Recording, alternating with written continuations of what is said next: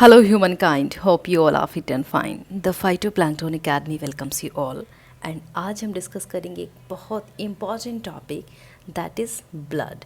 I hope कि आपने blood के बारे में डिफरेंट क्लासेस में पढ़ा होगा, उसके कंपोनेंट्स को भी पढ़ा होगा. लेकिन आज हम ब्लड्स का 360 डिग्री में एनालिसिस करेंगे. हम ब्लड्स के कुछ फैक्ट्स पढ़ेंगे जो कि इम्पॉर्टेंट हैं और उनसे क्वेश्चंस पूछे जाते हैं. उसके साथ साथ हम प्रीवियस ईयर क्वेश्चंस भी पढ़ेंगे और उनकी टर्म्स में अपने कंटेंट को एनालाइज करेंगे. ओके, स्टार्ट करते हैं कुछ इम्पॉर्टेंट फैक्ट्स से. देखो, ब्लड एक टिश्यू है. टिश्यू क्या होता है? जैसे हमने पढ़ा था कि सेल जो होती है हमारी एक फंक्शनल यूनिट होती है लाइफ की. इस सेल को ऐड कर करके एक टिश्यू बनता है. इसमें बहुत सारी मल्टीपल सेल होती है. इस टिश्यू का एक स्पेसिफिक फंक्शन होता है. ओके, और इस फंक्शन के बाद जब ये बहुत सारे टिश्यू एक साथ मिल जाते हैं तो वो ऑर्गन बना लेते हैं. ठीक है, अब हमारे एक ऑर्गन में मल्टीपल फंक्शन जो होते हैं वो डिफरेंट टिश्यूज़ की वजह से होते हैं. ये आपको समझना है. उसके बाद हम पढ़ेंगे तो ब्लड एक कनेक्टिव टिश्यू है, इसीलिए ब्लड का अपना एक स्पेसिफिक फंक्शन होता है. तो ब्लड क्या हुआ? एक टिश्यू हुआ, कनेक्टिव टिश्यू हुआ जिसका एक स्पेसिफिक फंक्शन होता है. टिश्यू क्या होते हैं? स्मॉल सेल्स के एक कंपोजिशन को, एक बड़े ग्रुप को हम टिश्यू कहते हैं. सेल हमारी फंक्शनल यूनिट होती है लाइफ की, और उन सेल्स के कम्बिनेशन को टिश्यू कहते हैं जो कि स्पेसिफिक फंक्शन परफॉर्म करते हैं. और इन टिश्यू के मल्टीपल टिश्यू के ऐड होने से एक ऑर्गन बनता है, और ऑर्गन के डिफरेंट फॉर्म्स में डिफरेंट फंक्शंस होते हैं. जैसे कि अगर हम ऑर्गन की बात करें हार्ट की, लंग्स की, तो वो अलग अलग पार्ट्स उनके अलग अलग फंक्शंस देते हैं just because of the different tissues. Okay, हम बात करते हैं ब्लड्स की. तो ब्लड आपका एल्केलीन होता है, that is basic in nature, और इसका पीएच होता है 7.5. आपने पीएच स्केल कभी पढ़ी है? यस, मैं आपको बताती हूँ. पीएच स्केल होती है 14 की. 0 से 14 और 7 होता है बीच में जो कि न्यूट्रल होता है. 0 to 7 आपका एसिड होता है और 7 to 14 बेसिक्स. ओके, जिसको हम एल्केलीन भी कहते हैं. तो जितना ज़्यादा 0 की तरफ होता है उसको ज़्यादा एसिडिक, यानी कि जब हम 7 से 0 की तरफ नीचे की तरफ जाते हैं तो एसिडिटी बढ़ती चली जाती है. हमारे स्टमक की जो एसिडिटी होती है वो 4.5 इस 5 के अराउंड होती है. और जो आपके एसिड के सिलेंडर होते हैं, जैसे कि आपका बैटरा होता है जिसमें बैटरी में आपकी एसिड होती है, वो 1.2 इस तरह इतने अराउंड में होती है. यानी कि ज़्यादा जितना ज़्यादा 0 के पास जाते हैं उतनी एसिडिटी हाई होती है. ओके, और 7 पर आता है न्यूट्रल, जैसे कि हमारा वाटर जो कि न्यूट्रल है, ना ही एसिड होता है ना ही बेस होता है. ओके, 7 से जब हम 14 की तरफ जाते हैं तो अल्कलीन नेचर होता है, बेसिक नेचर होता है. और हमारा जो ब्लड है उसका पीएच है 7.4, यानी कि स्लाइटली एसिडिक, क्योंकि यहाँ से 7 से 14 की तरफ जाने पे बेसिसिटी बढ़ रही है, लेकिन ये बिल्कुल 7 के एकदम करीब है. तो इसका क्या मतलब हुआ? स्लाइटली बेसिक है. तो अगर आपसे कोई पूछे हमारा ब्लड कैसा है? बेसिक. कितना बेसिक? Slightly basic.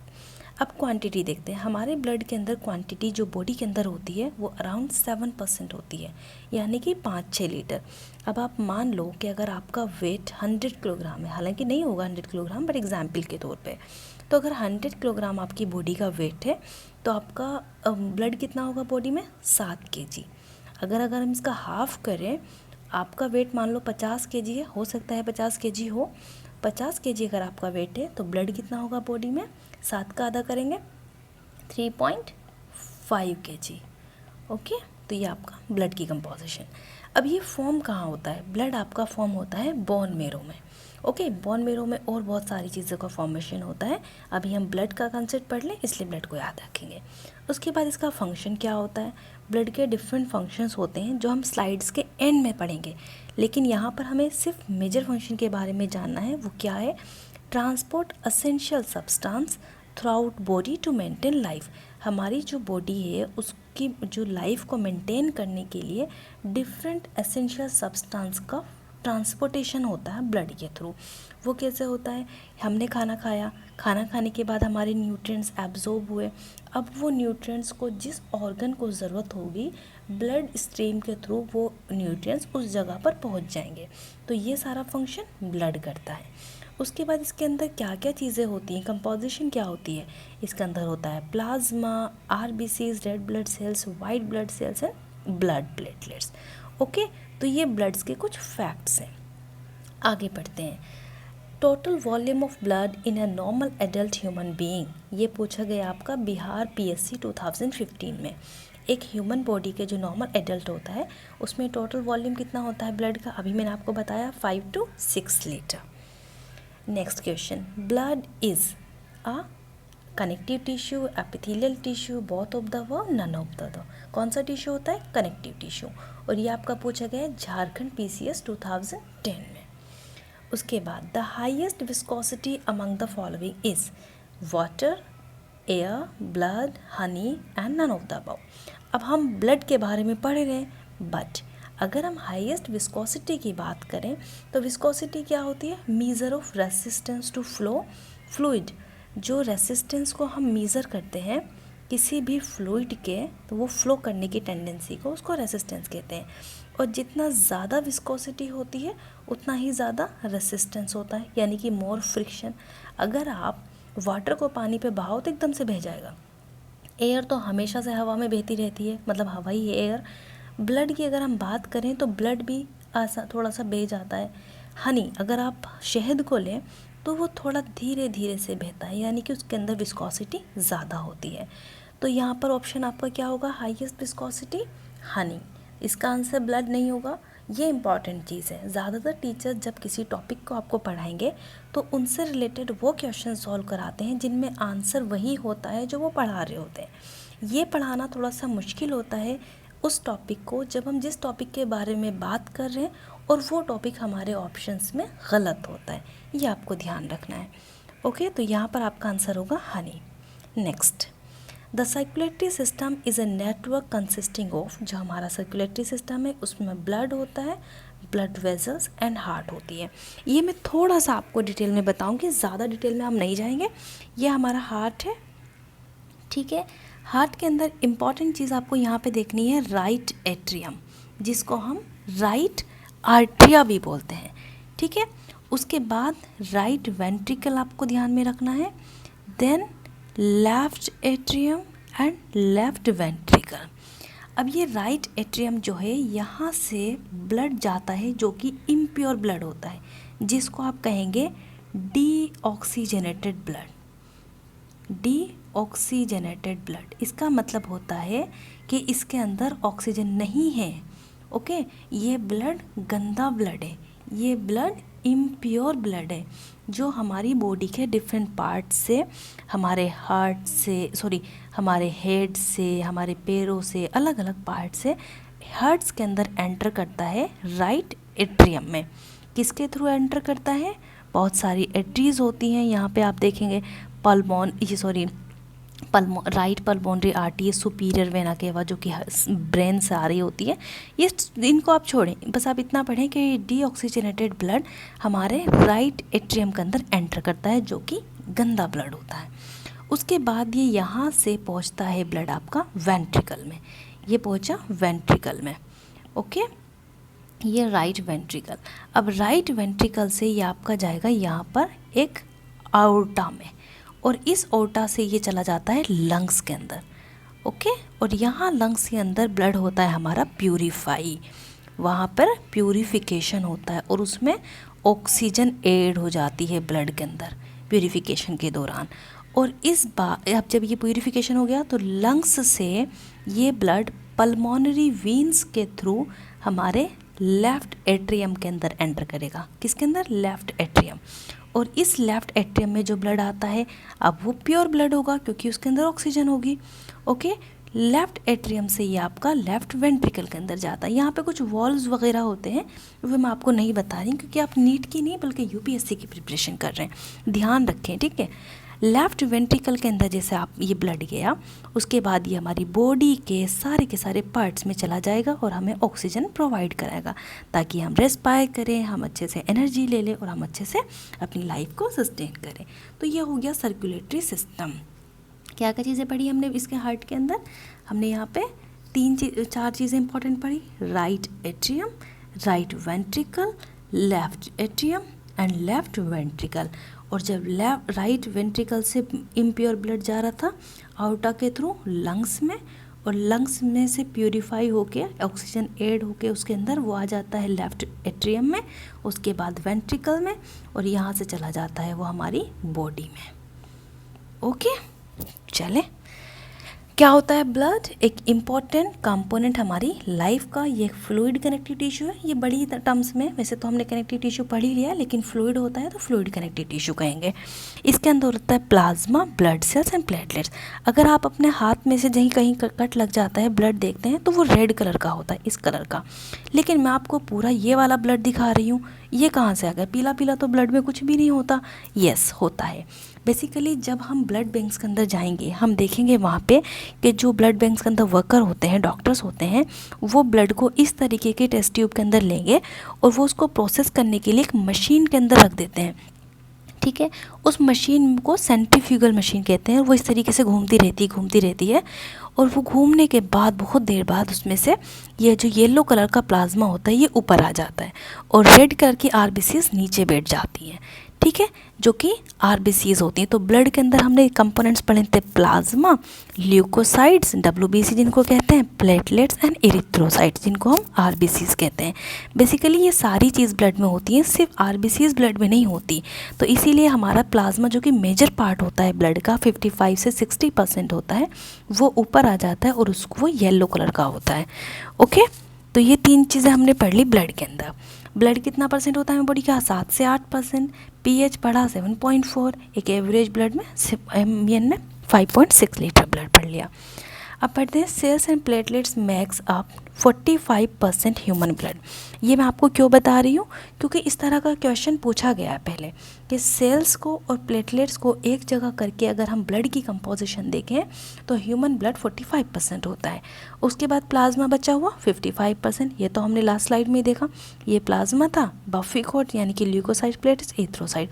तो ये टोटल आपका ऊपर वाला 55% और नीचे वाला 45 अराउंड।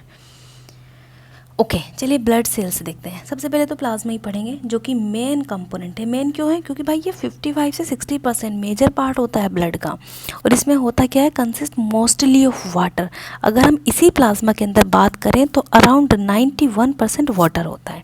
उसके साथ प्रोटीन्स होती हैं, आयंस होते हैं, nutrients, blood clotting factor, vitamins, enzymes, hormones, antibodies, waste and dissolve gases, ये प्लाज्मा के अंदर होती हैं।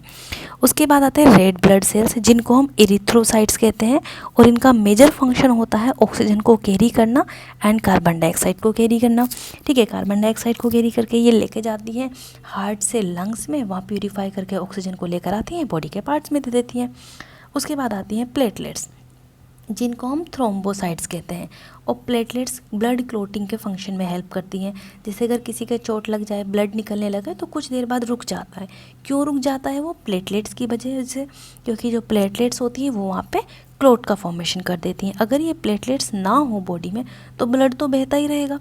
तो इस वजह से प्लेटलेट्स एक मेजर रेस्पॉन्सिबल फंक्शन प्ले करती हैं। उसके बाद आते हैं वाइट ब्लड सेल्स जिनको हम ल्यूकोसाइट्स कहते हैं। बेसिकली ये हमारे इम्यून सिस्टम को इम्प्रूव करती हैं, डिफेंस की तरह काम करती है हमारी बॉडी में वाइट ब्लड सेल्स। ओके, चलें प्लाज्मा पढ़ते हैं। मैंने आपको बताया वाटर 91% होता है प्लाज्मा में, 7% प्रोटीन होती है, 0.9% सोल्ट, 0.1% ग्लूकोज। ये बेसिकली एनसीईआरटी का स्टेटस है जो मैं आपको बता रही हूँ। अगर आपको मेजरली याद रखना है तो ब्लड के अंदर आप याद रखें 55 से 60% प्लाज्मा और इसके प्लाज्मा के अंदर मेजर पार्ट ब्लड का वाटर का होता है। ओके, चलें प्लाज्मा एक लिक्विड पार्ट है, ये कंपोजिशन हुई। इसके अंदर जो मेन प्रोटीन होती है एल्बुमिन होती है। टोटल कंपोजिशन अगर हम प्लाज्मा की देखें इसमें सीरम, फाइब्रिनोजन, प्रोटीन होती है। प्लाज्मा ट्रांसपोर्ट करता है फूड का, कार्बन डाइऑक्साइड का, hormones, nitrogenous waste in the dissolve form. Red blood cell जिनको हम एरिथ्रोसाइट्स कहते हैं। बेसिकली रेड ब्लड सेल्स जो मैच्योर रेड ब्लड सेल्स होती है पूरी की पूरी फॉर्म हो जाती है, वो फ्लैक्सिबल होती है और उसकी शेप ओवल होती है, बाइकॉनकेव डिस्क तरीके की। मैं आपको पिक्चर दिखाऊंगी। जो रेड ब्लड सेल्स होती है उनमें न्यूक्लियस नहीं होता।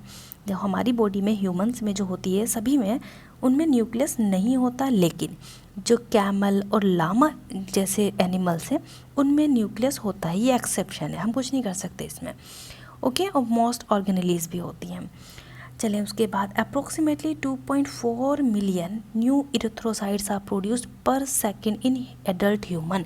जो एडल्ट हेल्दी ह्यूमंस होते हैं उनके अंदर हर एक सेकंड में 2.4 मिलियन नई आरबीसीज प्रोड्यूस होती हैं। प्रोड्यूस कहाँ होती है? बोन मेरो में प्रोड्यूस होती है।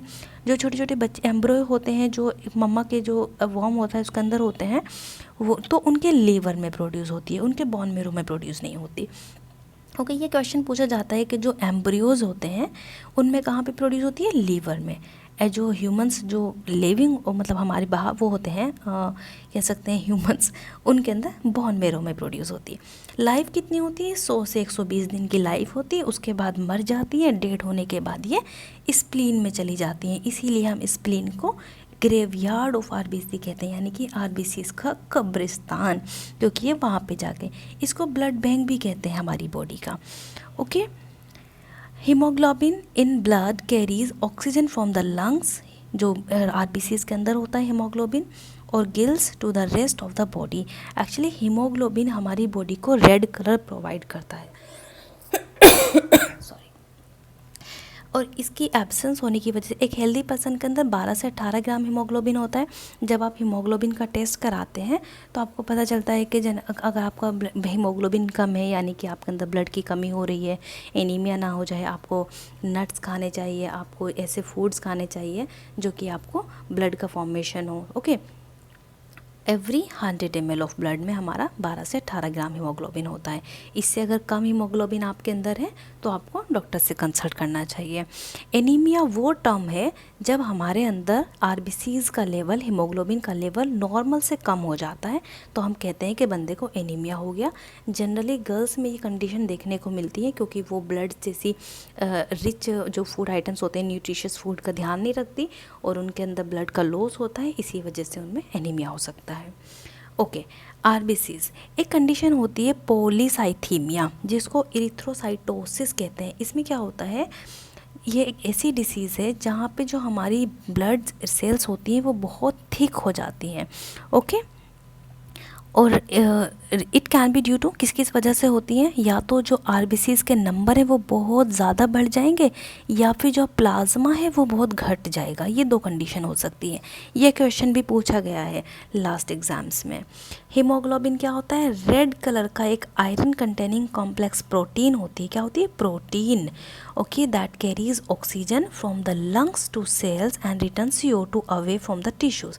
पीएच कितना होता है हीमोग्लोबिन का?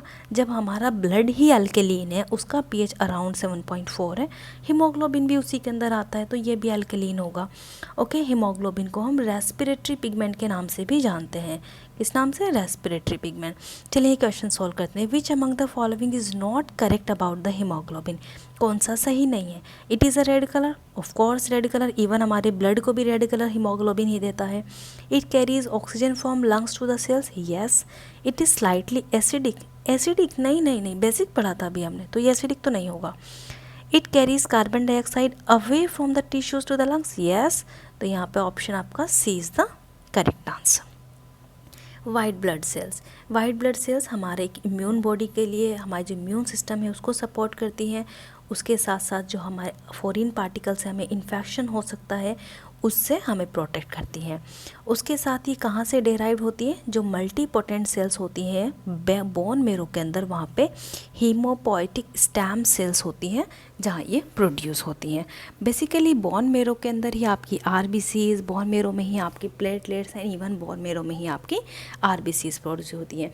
तो डब्ल्यूबीसी जहाँ पे प्रोड्यूस होती हैं वो मल्टीपोटेंट सेल्स होती हैं और हीमोपोएटिक स्टेम्स उसको कहते हैं। डब्ल्यूबीसी में न्यूक्लियाई होता है, आप आरबीसी में न्यूक्लियाई, प्लेटलेट्स में न्यूक्लियाई नहीं होता, डब्ल्यूबीसी में होता है। कितना पार्ट्स होती हैं हमारे टोटल ब्लड का? 0.7 से 1%, जबकि आरबीसी 45%। नॉर्मली जो वाइट ब्लड सेल्स का नंबर होता है वो 4000 से 11000 पर माइक्रोलीटर होता है ब्लड का। जब आप अपना सीबीसी कराते हैं, जनरली जब आपको फीवर वगैरह होता है तो डॉक्टर सीबीसी करते हैं, जिसको कंप्लीट ब्लड काउंट कहते हैं। इसके अंदर आपको जितनी भी ब्लड के अंदर सेल्स हैं उनका सबका आपको रिकॉर्ड रिजल्ट मिलेगा। उनमें नॉर्मल रेंज भी दी हुई होती है और जो आपकी आपका रिजल्ट होता है वो भी दिया होता है। तो यहाँ पे लिखा होता है जैसे कि आरबीसी या इरिथ्रोसाइट्स वो लिखे होंगे, तो यहाँ पे लिखा होगा कि नॉर्मल रेंज कितनी होती है एक एडल्ट में, 4.5 से 5.5 लाख होती है। कितना रिजल्ट आया, यानी कि कम आया, ज़्यादा आया, नॉर्मल आया, जितना भी। उसके बाद यहाँ पे वाइट ब्लड सेल्स लिखा होता है कि जो नॉर्मल बॉडी के अंदर होती है नॉर्मल रेंज 4000 से 11000 माइक्रोलीटर ऑफ ब्लड, और ये बंदे के अंदर कितना आया, कम आया, ज़्यादा आया। अगर कम आता है तो पता चलता है कि जो बंदा है जिसका हमने रिपोर्ट कराई है उसको बाहर के इन्फेक्शन का ख़तरा है, उसको वायरल हो रहा है, कुछ भी गड़बड़ हो रही है। WBC के अंदर डिफरेंट फॉर्म्स होती है, मोनोसाइट्स, इओसिनोफिल्स, अभी हम पढ़ेंगे। उनकी कंपोजिशन अलग अलग दी हुई होती है उनके नंबर्स रेंज के हिसाब से। चले, इसकी जो लाइफ होती है WBC की वो फ्यू आवर्स से फ्यू डेज़, कुछ ही दिन की होती है, जबकि RBC की कितनी होती है 120 दिन के अराउंड। और RBC ख़त्म होने के बाद कहाँ जाके डेड होती हैं, स्प्लीन में स्टोर होती हैं, जिसको ग्रेवयार्ड ऑफ RBC कहते हैं। अभी हम WBC की बात करें तो WBC 2 पार्ट्स में हम क्लासीफाई करेंगे, ग्रैन्युलोसाइट्स एंड एग्रेन्युलोसाइट्स। ग्रैन्युलोसाइट्स जिनमें ग्रैन्यूल्स होते हैं और एग्रेन्युलोसाइट्स जिनमें ग्रैन्यूल्स नहीं होते। तो एग्रेन्युलोसाइट्स में आती है monocytes and lymphocytes. Okay, lymphocytes सबसे बड़ी होती हैं, लार्जेस्ट होती हैं। ग्रैन्युलोसाइट्स में आती हैं इओसिनोफिल्स जो कि ब्लड में इन्फेक्शन के वक्त बढ़ जाती हैं, बेसोफिल्स, ओके, एंड न्यूट्रोफिल्स। देखें यहाँ पे अगर आप इनकी ग्रैन्यूल्स देखें तो ये थोड़े थोड़े से किस तरीके से होते हैं, 3 पार्ट्स में डिवाइड, यहाँ पे 2 पार्ट्स में, यहाँ पे ये इस तरीके से। मोनोसाइट्स की जो शेप होती है वो किडनी शेप होती है, ओके, और ये सबसे लार्जेस्ट होती है। तो ये सारी आपकी ल्यूकोसाइट्स कहलाती हैं और ये वाइट ब्लड सेल्स हैं, ओके, 5 टाइप की। नेक्स्ट, सबसे लार्जेस्ट वाइट ब्लड कार्पसेल्स कौन सी होती है, लिम्फोसाइट्स, अभी अभी हमने पढ़ा। नेक्स्ट, ब्लड प्लेटलेट्स जिनको हम थ्रोम्बोसाइट्स कहते हैं। तो हमने कितनी ब्लड कार्पसेल्स पढ़ ली, RBCs पढ़ ली, जिनको हम क्या कहते हैं, इरिथ्रोसाइट्स, WBC पढ़ी जिनको हम कहते हैं ल्यूकोसाइट्स, ओके, राइटिंग थोड़ा समझ लेना। उसके बाद ब्लड प्लेटलेट्स, तो ब्लड प्लेटलेट्स को हम क्या कहते हैं, थ्रोम्बोसाइट्स, ये आपको याद रखना है। कैसी होती है, टिनी ब्लड सेल्स होती हैं, इनका फॉर्मेशन भी बोन मेरो में हो रहा है, इनमें भी न्यूक्लियस नहीं होता। एक नॉर्मल ब्लड प्लेटलेट काउंट कितना होता है, 1.5 लाख टू 4.5 लाख, ये भी आपको याद रखना है।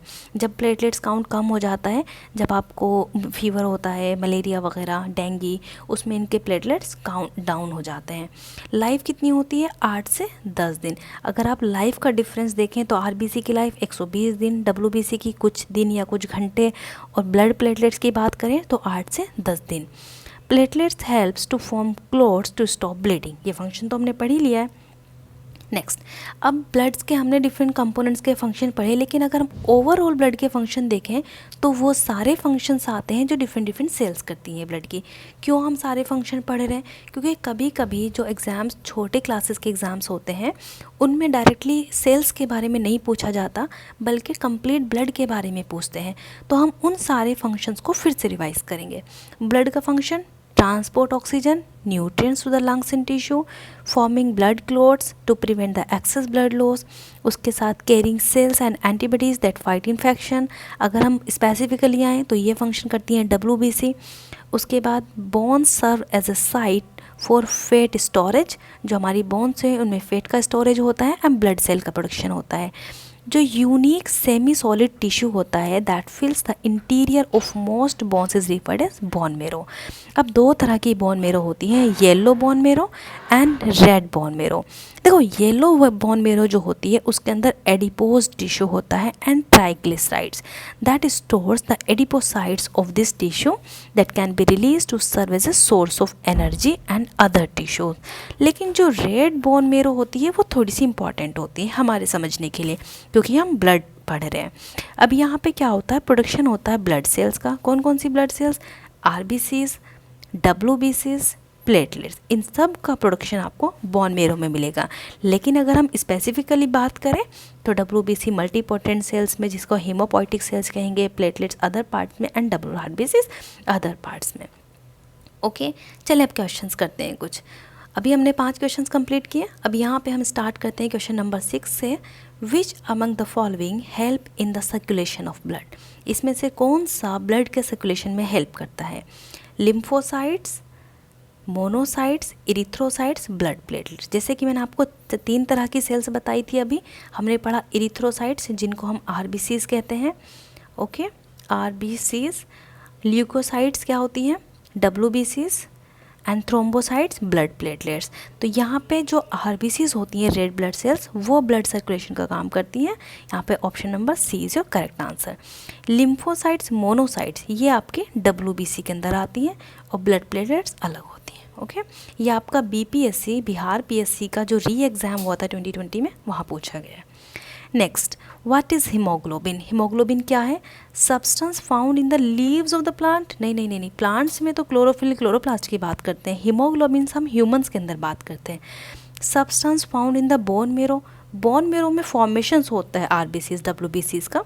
Basically substance found in the human blood, ये एक बेटर ऑप्शन है, ह्यूमन ब्लड के अंदर हम हीमोग्लोबिन देखेंगे। Secretion coming out from the pituitary gland, pituitary gland से कुछ हार्मोन्स रिलीज होते हैं, वहाँ पर हीमोग्लोबिन नहीं आता, हीमोग्लोबिन से एक अलग कंपोनेंट है जो आपको ब्लड के अंदर मिलेगा। So option C is your correct answer. ये आपका RS 1992 में पूछा है, okay. The function of haemoglobin in body is, क्या फंक्शन होता है हीमोग्लोबिन का? Transport of oxygen, destruction of bacteria, prevention of anaemia, utilisation of iron. बहुत इजी सा क्वेश्चन है, option A is the correct answer. Transport of oxygen कितनी बार हम अभी पढ़ चुके हैं, इतना इजी क्वेश्चन है, ये आपका उत्तराखंड PCS 2006 में पूछा गया है। Next, due to which blood has red colour, किसकी वजह से ब्लड रेड कलर का होता है? अभी हमने कितनी बार देखा, हीमोग्लोबिन। तो बी आपका करेक्ट आंसर हुआ। हीमोसाइनिन क्या है? बेसिकली हीमोसाइनिन भी एक पिगमेंट होता है, जैसे कि हीमोग्लोबिन हमारा पिगमेंट है, ब्लड में हमें रेड कलर देता है, उसी तरीके से हीमोसाइनिन भी एक ब्लड पिगमेंट होता है। लेकिन ये ब्लड जो होता है, ये जो छोटे ऑर्गेनिज्म है जैसे अर्थवॉर्म, उसके अलावा जो कॉर्डेट्स नहीं होते, उनमें कुछ ऑर्गेनिजम्स के अंदर ये कंपोनेंट्स होता है और ये ब्लड को ब्लू कलर देता है। तो हमारे ब्लड का रेड कलर हीमोग्लोबिन की वजह से आता है। और अगर पूछा जाए उन ऑर्गेनिजम्स में जिनमें ब्लू कलर का ब्लड होता है वो किस पिगमेंट की, that will be your haemocyanin. तो ये आपको ध्यान रखना है। उसके बाद, what function does perform blood perform in the body, कौन सा फंक्शन ब्लड परफॉर्म करता है? Takes oxygen to all parts, यही आपका करेक्ट ऑप्शन है, MPPCS 2010। Next, the pH value of blood, कैसा होता है हमारा pH? एल्कलीन होता है और उसका pH 7.4 होता है। Which of the following helps us in protecting from the infection, infection से कौन प्रोटेक्ट करता है हमें? RBC? No. WBC? Yes. WBC white blood cell जिनको ल्यूकोसाइट्स कहते हैं, ये हमारे इम्यून सिस्टम में हेल्प करती है, हमें प्रोटेक्ट करती है फॉरेन पार्टिकल से और हमें डिफरेंट इन्फेक्शन से बचाती हैं। इसी वजह से इसका आंसर होगा B, WBC। Next, formation of WBC and destruction of RBC कहाँ होता है? बेसिकली डिस्ट्रक्शन ऑफ RBC जहाँ पे, जिसको हम ग्रेवयार्ड ऑफ RBC भी बोलते हैं, डेड RBC वहाँ पे स्टोर होती हैं, कौन सा जगह है? Spleen, okay. Next, percentage of water in plasma. अब जब हमने ब्लड की कंपोजिशन पढ़ी थी और हमने एक टेस्ट ट्यूब में ब्लड को भी देखा था, तो वहाँ हमने देखा था कि ब्लड के अंदर जो प्लाज्मा की कंपोजिशन है दैट इज़ अराउंड 55 to 60%। इस प्लाज्मा के अंदर जब हमने वाटर को देखा तो 91% के अराउंड वाटर था। उसके अलावा प्रोटीन, सॉल्ट, न्यूट्रिएंट्स, आयंस ये सब होते हैं। तो यहाँ पे 91% हमें वाटर पड़ा। तो इस ऑप्शन में हमारे पास चार ऑप्शन है, 60%, 70%, 80 एंड 90%। कौन सा अप्रोप्रिएट आंसर होगा? डी, 90%। ये आपका झारखंड PCS 2010 का क्वेश्चन है। Next last question, immunity defence is most related with, I hope कि आपको इजीली सॉल्व कर देंगे, दैट इज लिम्फोसाइट्स। ये आपके इम्यूनिटी से रिलेटेड होती है, that is your white blood cells. White blood sales में हमने डिफरेंट सेल्स के फंक्शन पढ़े हैं। अगर ओवरऑल हम बात करें वाइट ब्लड सेल्स की, वो इम्यूनिटी में हेल्प करती हैं, लेकिन उनके डिफरेंट फॉर्म्स, मोनोसाइट्स भी वाइट ब्लड सेल्स में आती हैं, ल्यूकोसाइट्स भी आती हैं, लेकिन लिम्फोसाइट्स जो बड़ी, सबसे बड़ी लार्जेस्ट WBC होती है, मेजर फंक्शन वो हमारी इम्यूनिटी को प्रोटेक्ट करने में करती है। तो इसलिए answer A is your correct option. Okay, thank you.